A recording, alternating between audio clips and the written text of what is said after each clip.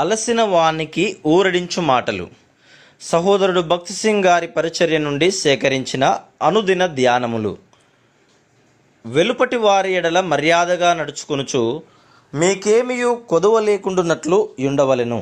1 తెస్సలోనికయులు 4వ అధ్యాయము 12వ వచనము.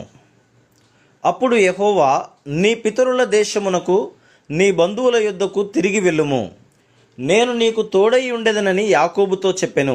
ఆదికాండము 31వ అధ్యాయము 3వ వచనం.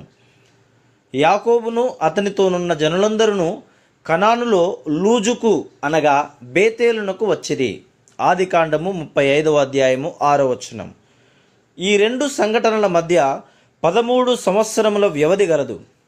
దేవుడు యాకోబుతో మాట్లాడగానే అతడు మెసొపొతేమియాను విడిచి బేతేలుకు వెళ్ళలేదు గాని అనేక సంవత్సరములు షెకెములో ఉండెను. యాకోబు పాక్షిక విధేయతను చూపించుటను బట్టి అతడు అనేక కష్టములు ఎదుర్కొనవలసి వచ్చెను. కొన్నిసార్లు మనము కూడా యాకోబు వలె సంపూర్ణముగా దేవునికి విధేయత చూపించము. యాకోబు తన తండ్రి ఇంటికి ముందుగానే వచ్చి ఉండవలసింది. దేవునిపై, ఆయన వాగ్దానములపై ఆధారపడుటకు బదులు తన జ్ఞానముపై ఆధారపడి తన ప్రణాళికల ద్వారా మామను మోసగించి బలమైన పశువులు తనకు, బలహీనమైనవి లాబానుకు వచ్చినట్లు చేసెను. యాకోబు నా పిల్లల కొరకు నాకు సంపద కావాలనని తనలో తాను వాదించుకొని ఉండవచ్చును. చాలామంది తమకు పెద్ద కుటుంబములుండుటచే వారు అబద్ధములాడి లంచము తీసుకొనుచున్నామని చెప్పుదురు. కానీ వారు అటువంటి మార్గముల ద్వారా ఏమి సంపాదించినను అది వారికి సంతోషమును గాని అభివృద్ధిని గాని కలిగించదు. యాకోబు పశు సంపద విస్తరించినను అతనికి ఏమీ సమాధానము లేకుండెను. లాబాను పిల్లలు అతని మీద అసూయపడి తప్పుడు మార్గముల ద్వారా యాకోబు తమ తండ్రి ఆస్తిని తీసుకొనని చెప్పుకొనిది.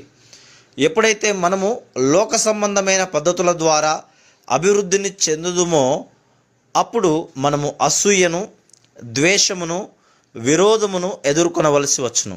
దీని నిమిత్తము వారిపై మనము నేరారోపణ చేయరాదు. మన ప్రవర్తనయే వారు అసూయపడుటకు వారిని ప్రేరేపించును. ఈ సమయంలోనే దేవుడు యాకోబునకు మరలా ప్రత్యక్షమై, నీ పితరుల దేశమునకు నీ బంధువుల యొద్దకు తిరిగి వెళ్ళుము, నేను నీకు తోడైయుందును. ఆదికాండము 31వ అధ్యాయము 3వ వచనం అని చెప్పాను.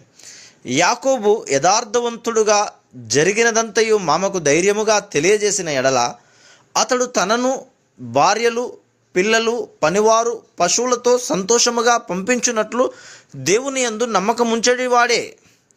దానికి బదులు అతడు లాబానుకు తెలియకుండా రహస్యముగా వెళ్ళిపోయాను. తప్పుడు మార్గములో తాను ఆ పశువులను సంపాదించుట చేత అతని మనస్సాక్షి నేరారోపణ చేయుచుండగా మనస్సులో అసౌఖ్యతను కలిగి ఉండుటచే అతని విశ్వాసము బలహీనపరచబడెను. ఇతరులు ప్రశ్నించినట్లుగా నీవు ఏదైనాను చేసిన ఎడల నీ విశ్వాసము బలహీనపరచబడి నీవు సులభముగా సాతానుకు ఎరగా నగుదువు.